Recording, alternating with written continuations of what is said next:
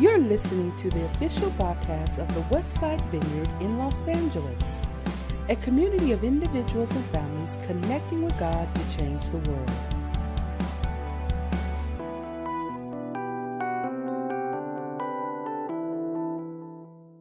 I want to invite you just to ponder with me when you think of relationships. One of the things that we can discover is that a relationship can hit a point where people might be feeling a little bit detached from each other, disconnected from each other. Things are getting a little functional. And one of the things that one partner might say to the other at a time like that is, we need some face time. We need some face time. Meaning we may be engaged in a lot of things, and we may be in a blur of activity together, but we really are not connecting with one another. We need to turn and be able to engage personally with one another, to where we see one another, to where we recognize and engage that which is going on in the other, eye to eye. We need some face time. Now, I don't know how you might think, how does that strike you when you even hear those words and you imagine somebody saying, we need FaceTime? Some of you might go, and that sounds like a threat. Some of you might be saying, oh, that's good. It sounds like a good turning. And some of you there's a lot of things we might think of. I want to suggest two things that in that statement that we can recognize. One is this: it's this FaceTime, this coming together, this facing each other. It's not optional. It's simply not optional. Every relationship at some point is not really relating to each other unless it turns and engages the other. So we might be involved with common activities. We might be doing a lot of things, all of which is good and a big part of life and a big part of bonding, but relating to each other, turning and seeing the other and being seen by the other, that's critical. There's no substitute for it. But the second thing is, it's also not easy. It's not easy to have that kind of quality sometimes and make sure that it stays there. What are some of the challenges you can imagine when you think of why a couple might have to say, wow, we haven't really been having FaceTime? What are some of the challenges? Tell me.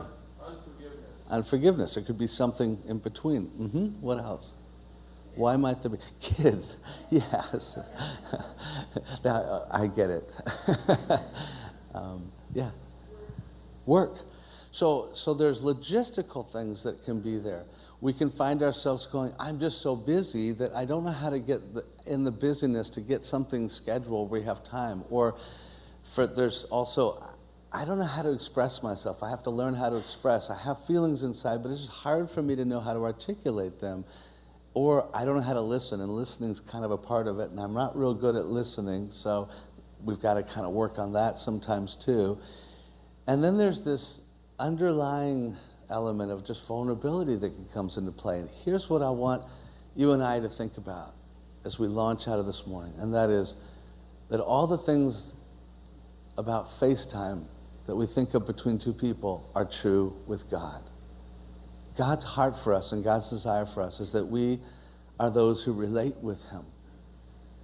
Not face to face, but spirit to spirit. We're told in the scriptures that we relate as intimately, if not more, to God. It's a different type of intimacy, but we are spiritual beings and God is spirit, and we were created to relate spirit to spirit. And that's what we're going to talk about for the next 6 weeks in a series we're entitling Closer, Developing a Life with God. We want to look at, and we're going to look at the very challenges I just mentioned that happen on a human level. We're going to look at them in our relationship with God and on a very practical level. So next week we're going to look at how to focus our souls. Some of us are going, man, I just can't focus. My mind is swirling, my schedule's swirling. It's just hard to focus my soul. How do we do that? And we're going to get really practical. And then how do I learn to kind of pray? How do I listen? How do I, it's hard. How do I create quality time with God? And the reason we're doing it is because for most of us, many of us in this room, we realize it's hard for me to stay as close to God personally as I'd like. It just is. I have times, these moments, but a lot of times I feel like I'm just starting to get back into that functional life, almost like a married couple might, where they say, we're doing a lot, we're together doing stuff with kids, we're together in activity, we're talking about outside things, but we're just not really engaging personally. And for some of us, we feel like we've never felt that close to God, if we're really honest. Some of us just feel like, it's just never been easy for me to feel that. That's what these next 6 weeks are about. We're going to focus, and they're going to have an opportunity to develop and deepen your own intimacy with God. And we're lining this up with the Lenten season. Some of you are familiar with Lent. Lent is kind of that season before going and celebrating the death and resurrection of Jesus that comes on Good Friday and Easter. So we create a time where we set apart 40 days. And a week from tomorrow, on March 6th, that's 40 days before Good Friday, and it begins a week from. So want to start preparing our hearts about how we can look towards that. We just celebrated Valentine's Day a week ago or so, and Valentine's is that day where, romantic love kind of is supposed to celebrate itself. But as it celebrates, it also has to consider, like, where are we at? I mean, if we're going to celebrate our romance, it's a little bit of a check there. And Lent is in a way, and today even, is like a Valentine's Day for the soul. To say, I want to celebrate my life with God, but where am I at? Where's my romance? Where's my heart? Where's my affections? So I want to invite you into that, because when we come to Good Friday, it is like Jesus' ultimate statement to you that I am your Valentine. There's no greater love than this, that a man would give up his life for a friend. I gave mine for you. There is no greater love than that. But you know that little heart, that one that says, be mine? It's like Jesus says, be mine. Except there's a question mark there too. So we kind of have to sit there and go, he's asking me if I will be his. And so as we come there, we're really looking at the heart. And so as we prepare that, Lent is a season, and I'm going to invite you in 1 week from tomorrow to start 40 days where we're going to focus on that and just set your heart towards that, of being closer. And we're going to look at these logistics, but I want to start today with one that we often miss. When we think about, we need FaceTime, we immediately, couples will say, let's change our schedules. Let's figure that out. We got kids, we got work. We got all these logistical things we need to do to make things different. But we often miss the most fundamental issue of two people coming together, and that is the desire of their heart. You see, a lot of times, and in my marriage, I found this to be true, and others I've talked to, and various people, we think, our problem is, we're not feeling connected because we're not having focused time together. Let me suggest to you that a lot of times, that's true, but a lot of times, it's the other way around. We're not having focused time together because we're not feeling connected. We're avoiding it. See, we've got to look at the fact that there's a part of us that if we think it's just logistics, but it's really avoidance, we're going to be on the wrong track. You can spend all the time trying to figure out how to logistically come together, but if in truth there's a part of you that honestly is uncomfortable coming together, all the logistics aren't going to solve it. You're just going to keep going through the pattern. And we have to be honest and say, maybe I need to think, why are we avoiding FaceTime? Why are we avoiding that as a couple? And I want to ask you today, why might we be avoiding it with God? Because the truth is, there's a part of us that wants God. But I think mature people says, but it's probably worth me asking, is there a part of me that might not want to be close to God? After all, that's a pretty intimidating thing. And this is what I want to invite you and I to reflect on this morning, is to think very openly and honestly about that. Because the truth is, when we talk about facing God, we're talking about facing some uncomfortable elements of ourselves and ultimately facing ourselves. And so what I want us to understand is facing God involves facing ourselves. And I want to help us think about that. And I want to invite you into that. And look first with me at this, that developing a life with God involves facing, firstly, our humanity. that is our true selves. The simple truth is we're not gods, and we have all the limits of our humanity. And I think one of the things that we would do well to stop and consider is that most of us would say, I get that, I know, I'm not God. I mean, that's a ridiculous question. Like, that's the most obvious thing in the world. Really?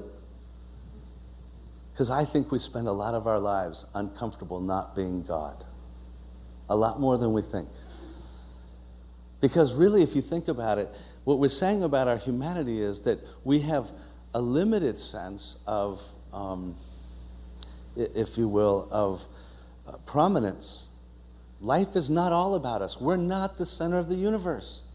And a lot of us think, of course I know that. Really? A lot of us struggle just to not be the center of the universe. If we're honest. So, God reminds me of that I'm not the center of things. And that means also that, I have to realize I have limited authority. It's not about my will. Ooh, that's kind of hard. Because I kind of like everything to move into my will. I'm not totally comfortable, to be honest, with my will having to be aligned with a larger will that actually is sovereign. That's not easy. So maybe I'm not so comfortable with my human position and things. And I have limited understanding. I don't understand everything. I may be real bright. I might know a lot of things. But as soon as I step back, I know like nothing. Like, this is the universe. What happened to the old, there used to be a saying, the more we know, the more we don't know. I think we've lost that. I think we're starting to get kind of enamored with ourselves. Man, I know a lot of stuff. Not really. Like, if we step back, it means, wow, I really don't know a lot. I mean, I just have to humble myself. That's hard. And also, we realize that, I have limited control. And that's hard. I want to think that I control more than I do. So my humanity is not something, my real self, my limitations, is not something I may be as comfortable with. And so when I think of being close, I feel like it's going to make me consider those things. I have to be comfortable with my real self if someone really looks at me. Fascinating thing they show. They do a study where they take couples, they take married couples, they do it with strangers too. And they make them sit in chairs about, 4 feet apart and look in each other's eyes for 4 minutes. You think, that's not so long. Oh, just look at it and you're like dying for these people. And one of the things that they say, because I was watching them and it's fascinating, some beautiful things come out, but one of the things that people say afterwards when they say, well, what did you feel? I felt really self-conscious. First thing I thought, they were looking at that blemish on my face. They were, like they're looking at me and they're seeing me more. Because normally I can dress up, look good, and kind of just, kind of move through life with people hopefully catching my best. I felt like somebody was looking right at me, really looking at me, and it grew uncomfortable. See, we're self-conscious about somebody looking deeply at us. And I think that reflects deeply into our humanity. And I think it echoes something that we read all the way back in Genesis, and many of you are familiar with. We read in Genesis 3 where God describes to us, this is who you are. If you want to understand kind of where you've come from and what's going on in you, he describes how in creation he's created humanity, and we have this incredible role. Like, we're the pinnacle of creation. God says, you alone bear my image. You can join me in ruling the world and creating and having. You're not like anybody else. This is incredible. But please just stay in the role that you have with me. Don't eat of the knowledge of the tree of good and evil, because that represents, a role that you are not meant to have. You're not God. You don't need to know about what is beyond creation. Creation is good. Stay in that. Oh, but we buy into this deception of, we could be God. We could be like God. Let's do it. We eat of the fruit of the tree, and this is what we read, and you can follow with me here as we read in Genesis 3. It says, when the woman saw that the fruit of the tree was good for food and pleasing to the eye and also desirable for gaining wisdom, she took some and ate it. She also gave some to her husband who was with her, and he ate it. Then the eyes of both of them were opened, and they realized they were naked. So they sewed fig leaves together and made coverings for themselves. Then the man and his wife heard the sound of the Lord as he was walking in the garden in the cool of the day. Here's the very presence of God. And they hid from the Lord God among the trees of the garden. But the Lord called to the man, "Where are you?" He answered, "I heard you in the garden, and I was afraid because I was naked, so I hid." Here you have this depiction of how we suddenly, when we're no longer living in relationship to God and having our dignity as such, we've lost it all. We're stripped away from who we really are. Human beings are only who we are when we're in that relationship. So having violated it, having stepped out trying to be more than human, we become less than human, and now they are naked. They are stripped of that. And their whole sense of covering is gone. And so now they feel their sheer humanity separated from God, and they feel this nakedness. And so God comes to them and says, look at yourself. Where are you? It's a huge question. It's the first question God ever asks and speaks into humanity is, where are you? And the implications, they continue right into this room. And it may be for some of us the first question we need to ask is, and hear God say to us is, where are you? And he's not looking for your location, by the way. He's looking for your condition. He's not saying, hey, I can't see you. He's saying, can you see yourself? Do you understand where you are now? And what's the answer that the man gives? I was afraid, so I hid. That's our condition. That's the answer to the question. I am now afraid of you, and I'm hiding because I don't know what to do with the humanity that I now have. I don't know what to do with someone who's no longer purely who they were meant to be and is living in this condition. I don't know what to do. So I'm afraid of my existence before God. That's our fundamental condition. And it's not impersonal. This is God coming in the cool of the day. This is God saying, you know, we think of God, we want to make him impersonal. Of course we do want to make him impersonal because we don't like the personal nature of God engaging us. God is not impersonal. He's not even semi-personal. He's not even kind of personal. He's more personal than you'll ever be. God is more personal than any other person. He sees you more clearly than you see yourself. So when he comes, it is very uncomfortable if we're not comfortable with ourselves. So here they are, and they're hidden. And that's their answer. And as one man said, we at this juncture, we either flee our own reality or we manufacture a false self. Meaning we just want to hide behind a bush, and then we want to kind of sew fig leaves to cover ourselves up with something else, some false self. And I think we're doing both of these all the time in different ways.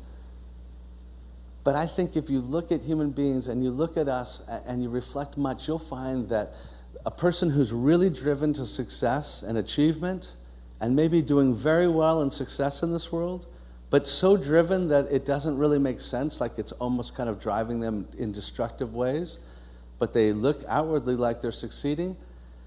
Listen to their soul. Listen to what they have to say as they try to describe why they're so driven. And then go to the man who's drunk out in front of a liquor store in the gutter and listen to him. And guess what? You'll find they're not so different. Because their soul is trying to deal with the fact they're not comfortable with their humanity. And what we need to do is learn that we are those who need to connect. And it may help us to consider a few things. One, consider what drives us. Because sometimes what's driving us is itself shows us something about our discomfort with our humanity. And some of us are more driven than others. Some of us realize, I'm just not comfortable if I'm not doing something. Like the idea of sitting without, let's say, focusing on TV or something is just really uncomfortable. So we become human doings, so we don't know how to be human beings.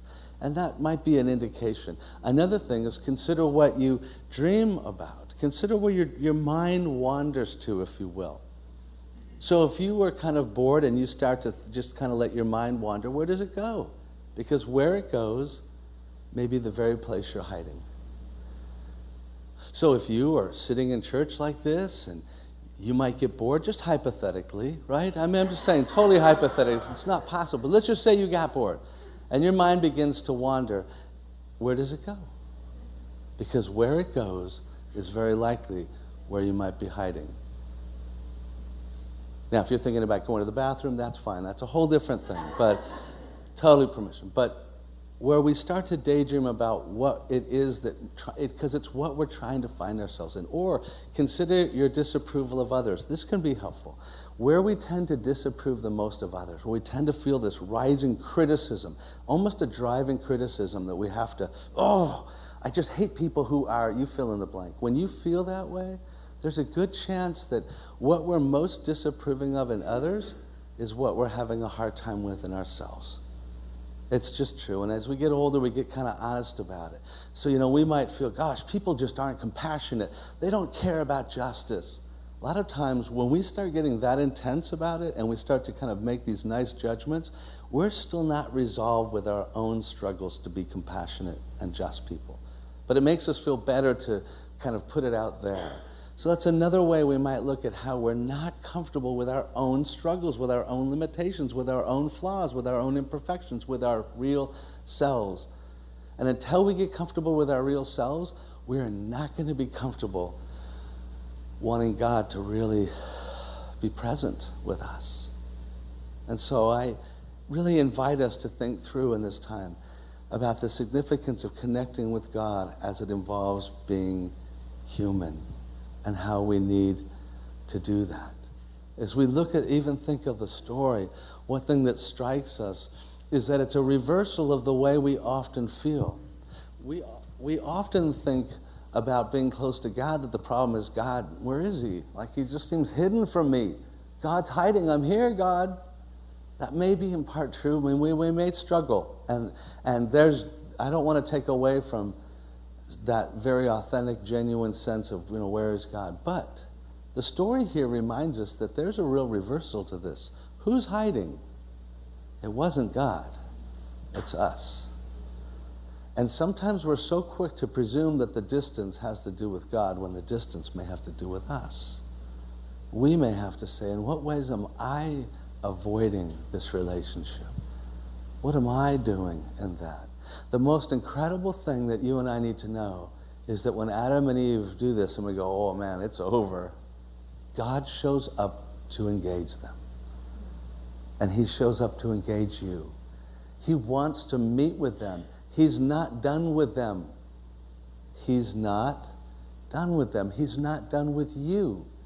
He shows up to engage them in all their fragileness and fallenness. And he wants to do the same to us. He is going to come and pursue them, and he wants to pursue you. And you and I need to say, okay, then I'm coming with all my humanity. God, I need to be more real with you and let you meet me in that place. And that's a longing for what God wants to do. And here we have let me move to the second thing here. Secondly, developing life with God involves facing our unresolved disappointments.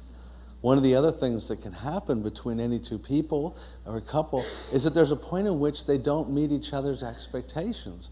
And we start off maybe early in a marriage, you have these expectations and they're not met, and we're kind of confused and disappointed. And sometimes deeply, sometimes it raises a whole sense of, wow, is this, I feel so deeply hurt and wounded, and I don't know what to do with my disappointment in you and what you've done. And so we want to avoid a person because I don't really want to keep facing my disappointment. I don't want to keep feeling it. And if I'm feeling disappointed by you, I don't want to be with you.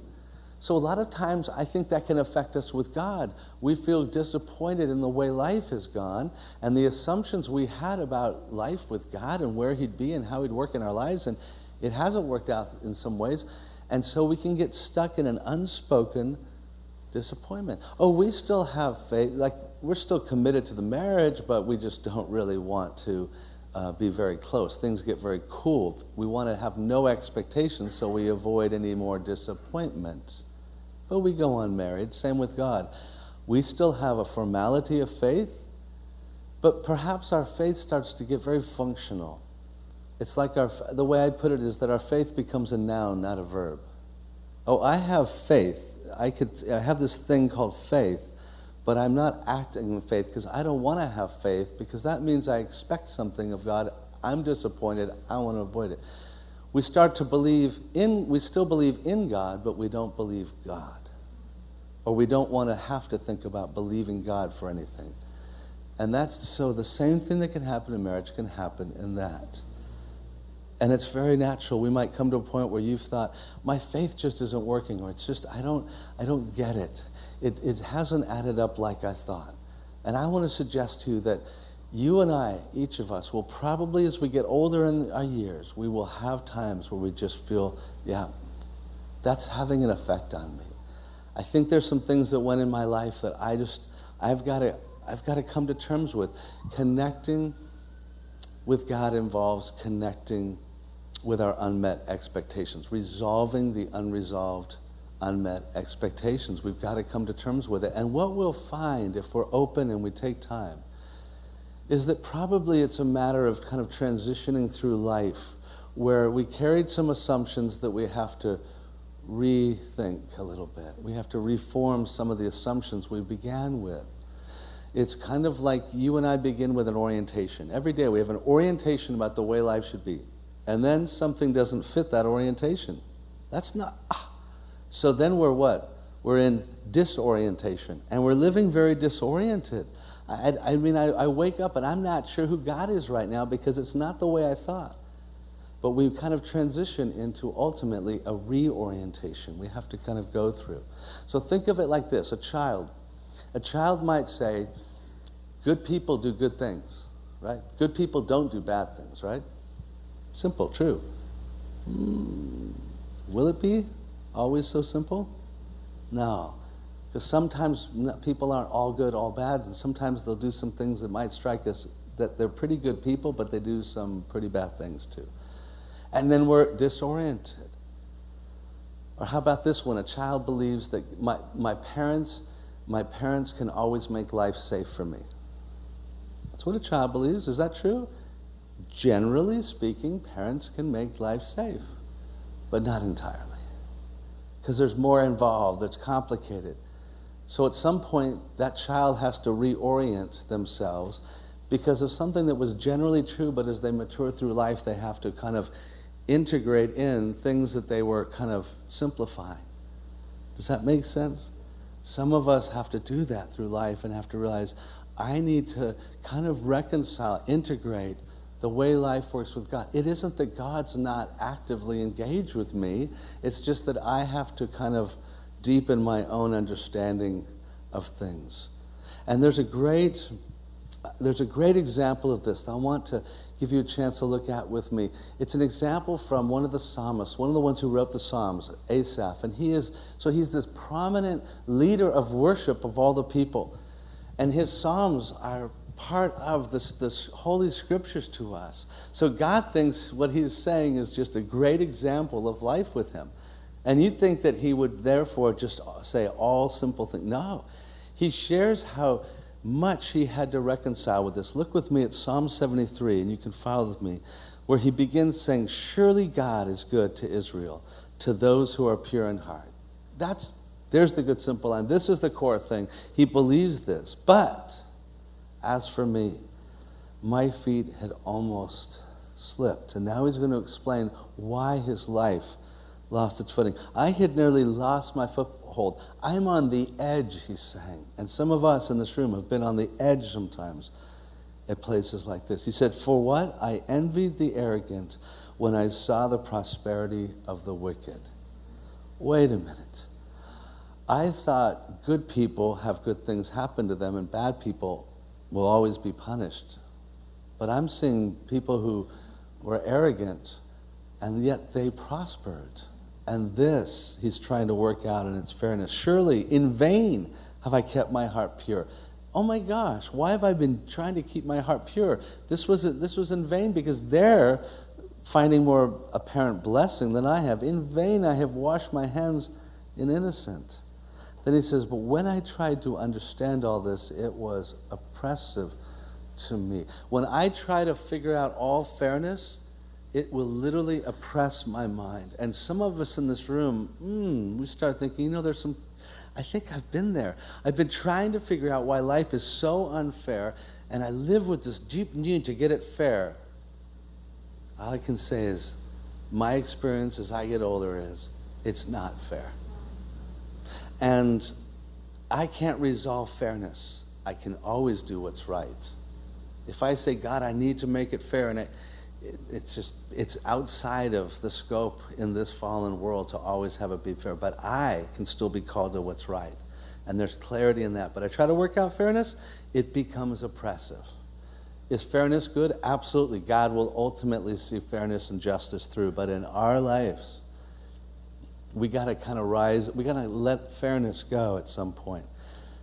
So he says, till I entered the sanctuary of God, till I really came closer to God, then I understood their final lesson. When I see the big picture, I trust it works out. When my heart was grieved and my spirit embittered, and many of us can identify, I was senseless and ignorant. I was a brute beast before you. He's saying to God, I have been like a beast in front of you, trying to throw all my disappointment at you. But look at this. Yes, I am always with you. You hold me by my right hand. He reaffirms. He ultimately reaffirms that in the end, he's almost hit the wall. He'd almost slipped, but he had to reconcile with that disappointment. And some of us in this room, I want to encourage you. I knew at one point in my life that something had been hard, and I looked at about a year or two. I had not been praying very much. I had not been very given to prayer, and I knew why when I stopped. It's because I had seen some suffering that I just didn't know what to do with it. It was so overwhelming me to see certain amount of suffering that I had witnessed that I didn't want to engage God and expect anything. I couldn't figure out where God was in it. And the more I reflected and faced that and kind of reconciled that God is the one who suffers with us, that I don't understand where God is in everything, but I do understand that he came and he suffered on the cross, and I see Jesus on that cross, and I say, well, this much I know. He's here in our suffering. When I reconcile to that and let that help reorient me, it allowed me to open back up to God and pray and expect and engage and know that there's a lot of mystery. But disappointment had kept me at a distance from God. And I want to invite you to be honest and say, and share in your heart, maybe a very defining disappointment for you. In this season, if you want to be closer to God, that you would bring that to him.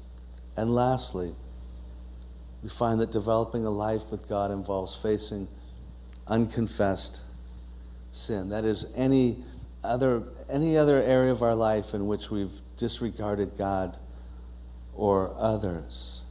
It's kind of goes without saying that sometimes the reason we don't want to sit down with a close person in our lives and look face to face is because we've got something we've done that we're hiding, and we don't want them to raise it. Maybe we're being unfaithful to them, or maybe we've been lying to them about something. And of course, you get a little antsy when someone wants to say, "Let's talk." You're like, "Yeah, okay." I don't want you to look at me because I'm uncomfortable. And here you see God come to them, and he doesn't just say, "What's your condition?" He also says, "What did you do?" He needs to confront what they did. Because he doesn't know? No. He knows. It's so clear that he's seen this. Then why is he asking them if he already knows? Does it really make a difference if one already has the information? And does it make a difference if the other one tells them what they've done? Yes. It makes a lot. And any parent knows this, and any of us can imagine it just as clearly. If I, as a parent, if I know what my child did wrong, like I saw it, it's been reported, I get it, I know everything about it, but they haven't come and been honest about it. Does it make a difference whether they do? Absolutely. It makes no informational difference. I already know it. But it makes all the relational difference in the world. Because until they come and they're honest and say, you're right, I did that. We have something broken between us. They're living with distance. We're living in distance with God until we are honest with Him. And so we need to learn to be people who live in courageous, brutal honesty with God. Jesus said in the Sermon on the Mount, He said, Blessed are the pure in heart, for they will see God. And the pure in heart means that our hearts are open, they're clean, they're like keeping things from us. They're not letting things get blocked by our dishonesty. If we're going to be pure in heart, we're those who say, oh my gosh, I got to be honest, God, I've had some thought, I haven't been praying, I haven't done this. I'm so selfish. Now, we have a tendency to be comfortable with general sin. What do I mean by that? Well, look, I know, of course I'm a sinner. Because why? Well, the Bible says everybody sins, right? And I'm part of everyone, so therefore I guess I'm a sinner. And therefore I can be part of the community of faith who are all sinners. That's all true, but I think we got to get a little more honest than that. It's not like I'm generically kind of a sinner who might not be perfect. You ever had a spouse or a good friend say to you, hey, look, I know I'm not perfect. And you kind of go, yeah, well, wait a minute. That sounds like a cop-out.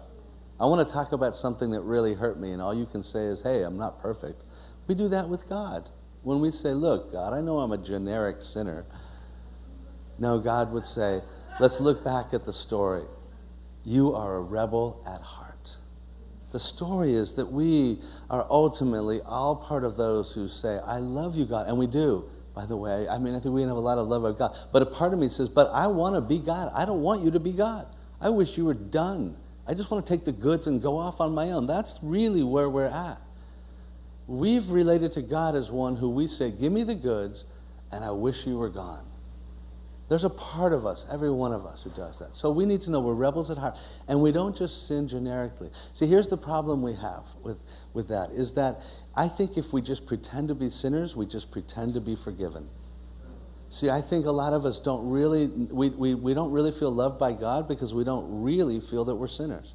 You will never know that you're loved by God till you know you're a sinner. Never. You will never know that you're really loved by God while you continue to be this false self. Why? Because a false self does not exist. You're waiting for God to love you on your false terms. He can't, because there is no self. You're just an imposter. You're just an actor. Until you and I get honest and real, we can never get loved. And so the invitation for us, the invitation for you and I in this season, is to become those who say, I want to get real with you, God. I want to get real about my real human self with all of its limitations. I want to get real about my disappointments. I've probably been blaming you for things that I need to recognize are more complicated. I need to confess. I need to be starting to get honest about the fact that I actually sin. I actually do bad things. I think bad thoughts, and I'm really a part of that selfishness fundamentally. And when we do, this is the amazing thing, we discover that Jesus has come to meet us right there, and it's the only place He can meet us. You might say, oh, but look at me, look at my cool false self. And He's like, I don't even know you. You don't even exist. You're not even real. But I'm really glad to meet the person inside. Because there you'll find out that I meet you in your humanity and I died for you. There you'll find out that your disappointments, they're not all going to be clear, but I suffered for you on the cross. And I hope you will know that I'm with you in your suffering, even when you can't understand it, because Jesus Himself in His humanity said He didn't understand it. Father, why? He doesn't even understand entirely. In our humanity, we can't understand. We're the infinite trying to figure out we're the finite trying to figure out the infinite. We never will. But on the cross, we can say, but I know where God is. And when I say I'm a sinner, Jesus says, I came. The scriptures tell us in Romans, it says that Christ died for us when? while we were... We don't like that part. We want Christ to die for us while we're no longer sinners. That's not what it says. He died for me while I was this kind of person who still thinks these thoughts, does these things, and is imperfect, and is pretty much just generally not a bad, super bad person, but super selfish. We all are. We're pretty self-assumed. And he meets me there. And so the invitation I want to invite us to close to is to as you think of entering into these 6 weeks and towards this Lent season, is just to ask yourself, like any couple should, I wonder if, God, I want to be closer to you, but maybe why would I be uncomfortable? Maybe why would I be avoidant of you? And let's get honest. And I want to invite you to read with me aloud the words from a Psalm of David, Psalm 139, very well known to perhaps many of us, just in verses 23 and 24. I invite you, would you read these words aloud with me? Search me, O God, and know my heart. Test me and know my anxious thoughts. Point out anything in me that offends you, and lead me along the path of everlasting life. I'm just going to invite us to just for a minute of prayer, and I'm just going to give us a moment quietly. And we're going to begin, though, let's just begin that by one more time, reading this now as a prayer. Would you read with me? Search me, O God, and know my heart. Test me and know my anxious thoughts. Point out anything in me that offends you, and lead me along the path everlasting. Let's pray. God, we invite your Spirit now just to search our hearts. And God, you understand better than we that we are those who can truly say that we love you, we want to love you. Even those of us in this room who don't know yet, we're not even clear what we believe, though we long to know you and long to love you, long for you to be real. But we also want to be those who understand that even while we long for such things, and we do love you, that we also are afraid and hidden. That we're afraid of being exposed, we're afraid of our humanity and our disappointments and the stuff in us that's not good.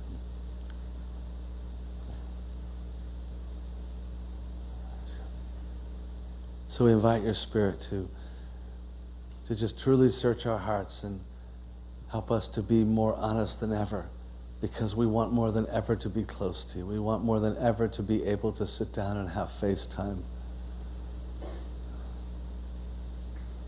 So we bring you our discomforts with that. And I just invite you even now, just if there's disappointments that you've not reconciled, then just take a moment for that. If there is sin that you want to confess,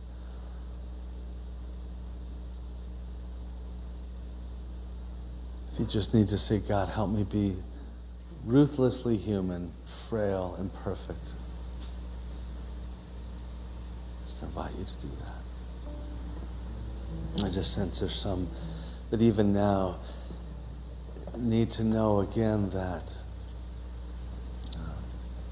we've been hiding because we've been afraid, but God's the one who comes to the garden to meet with you and to meet with us. We're hiding and we're afraid, but he's not afraid to meet with us. And he's provided for that means, and he wants to come and meet us in the cool of the day of the garden of our lives. And just pray that in our hearts we would say, yes, God, we want to meet with you. Jesus, we welcome your work and your way to do so.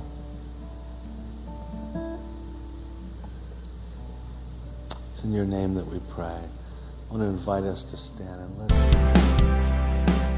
Thank you for listening to the official podcast of the Westside Vineyard in Los Angeles. Tune in for next week's message.